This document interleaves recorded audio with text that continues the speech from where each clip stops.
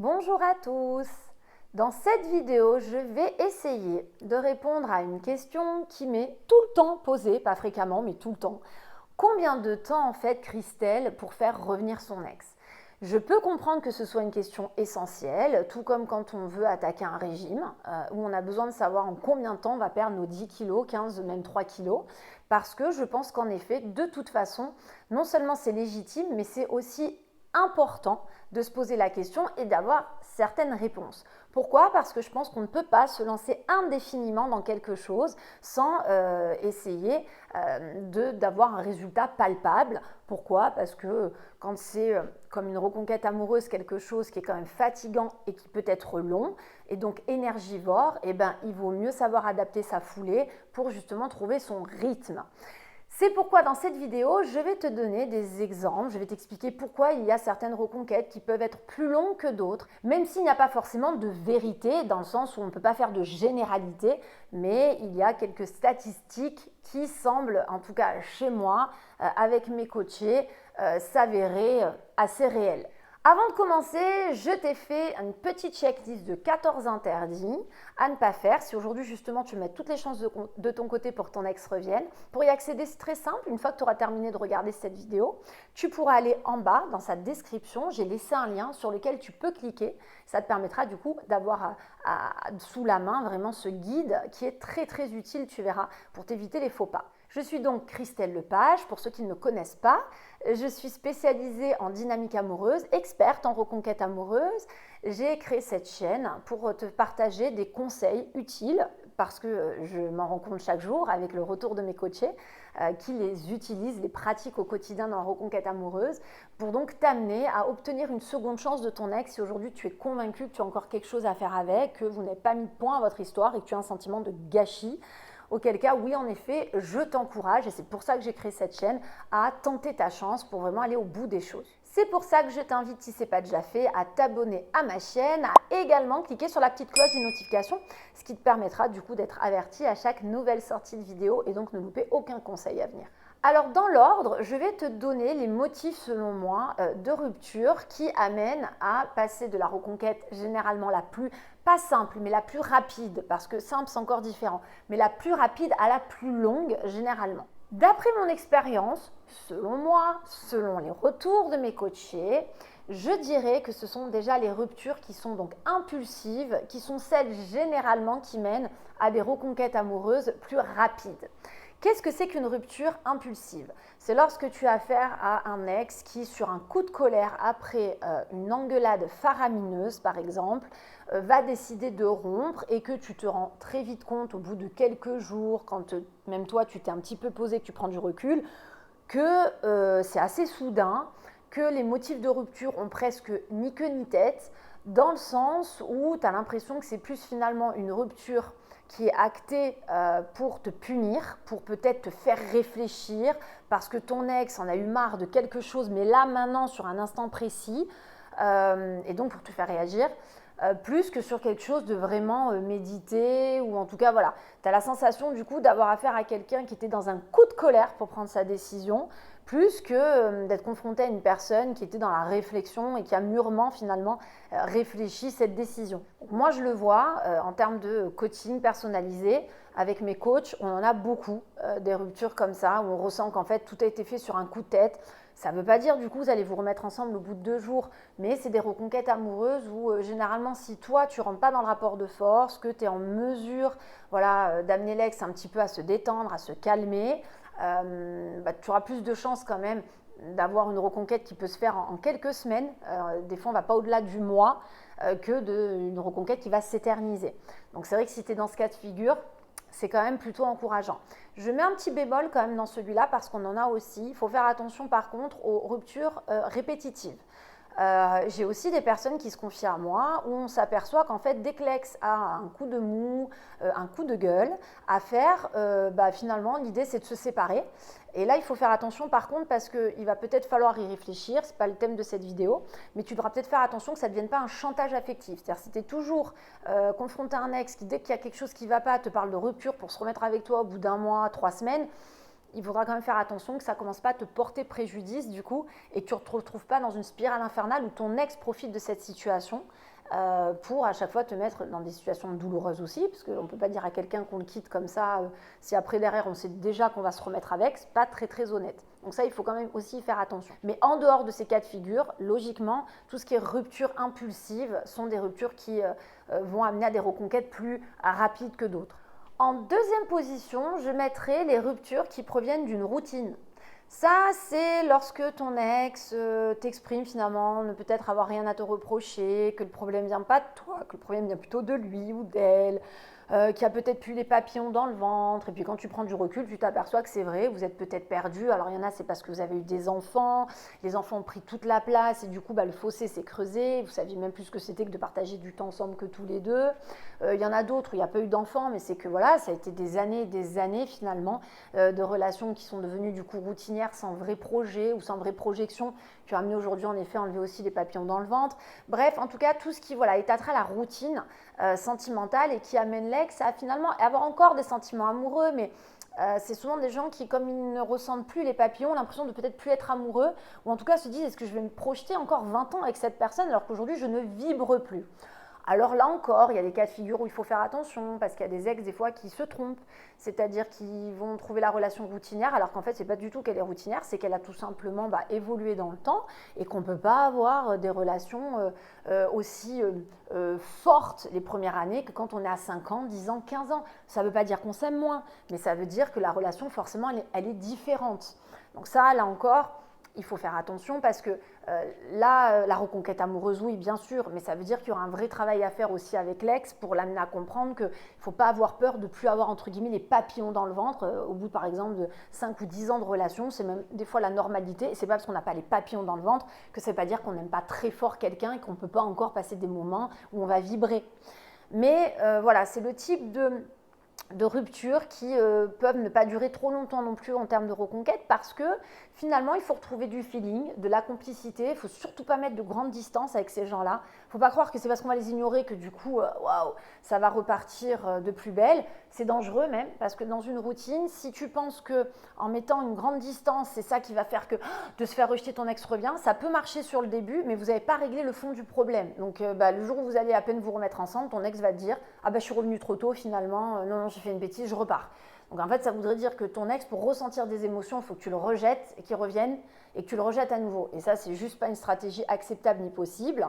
C'est qu'il y a un autre problème sous-jacent. Le problème souvent, c'est ça, c'est qu'il vaut mieux garder un contact quand même, mais tenter de retrouver des activités qui peuvent vous rabibocher, qui peuvent faire renaître quelque chose entre vous, vous faire retrouver un feeling. En fait, c'est rééduquer l'état d'esprit de ton ex, sur le fait que vous êtes en mesure encore aujourd'hui de partager des super moments ensemble.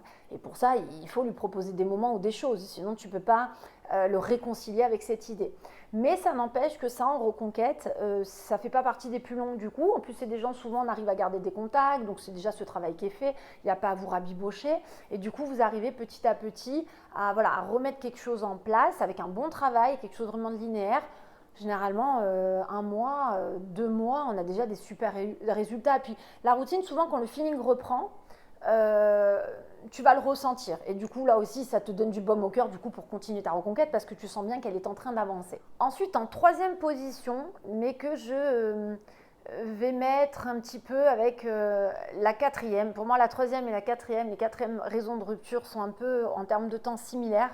Mais déjà, on va aborder la 3e. Donc, ce serait déjà l'accumulation des rancœurs. Là, c'est quand j'ai affaire à des personnes qui m'expliquent qu'en fait, en réalité, voilà, aujourd'hui une rupture, mais qu'il est vrai que l'ex avait déjà parlé de tous ses problèmes bien avant.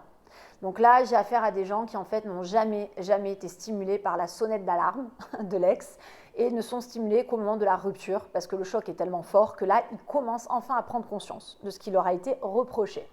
Le problème, c'est que là, le mal est fait. Ça ne veut pas dire que c'est irréversible, ça ne veut pas dire que tout est irrévocable à ce moment-là, heureusement. Mais ça veut dire qu'il y a du boulot. C'est-à-dire que quand quelqu'un, à un moment donné, à force d'avoir répété, n'a eu aucun changement, on peut comprendre que cette personne soit presque convaincue que ce n'est pas maintenant que les choses vont changer. Et c'est pour ça que ça va prendre du temps et que généralement, ça va demander d'être très très bon parce que vous êtes, pour beaucoup d'entre vous, attendu au moindre tournant, au moindre raté. Ce qui veut dire que vous n'avez pas beaucoup le droit à l'erreur. Si vous êtes là pour prouver des changements ou une prise de conscience, eh ben, il va falloir s'y tenir parce que généralement, moindre faux pas, l'ex le repère et vous êtes parmi ces gens, vous allez entendre je le savais, de toute façon je te l'ai dit, les gens ne changent pas, de toute façon tu n'aurais jamais changé, pourquoi tu changerais maintenant que tu l'as jamais fait avant, ou alors c'est trop facile, j'ai souffert pendant autant de temps, puis c'est maintenant que tu te réveilles, eh ben non, bah c'est trop tard, fallait te réveiller avant, bref. Et du coup, il est vrai que là on commence à rentrer dans des reconquêtes qui forcément sont plus longues, mais en fait c'est logique. C'est pas un problème d'amour, c'est pas un problème de sentiment parce qu'il y en a plus. Et pas là le problème en fait de la longueur d'une reconquête. Il est sur le travail à accomplir et on ne peut pas approuver ces changements en 2 semaines. Donc là on est sur des reconquêtes qui peuvent aller mais facilement jusqu'à 3 mois. Facilement je dis bien parce qu'il y en a où ça va même un peu plus loin.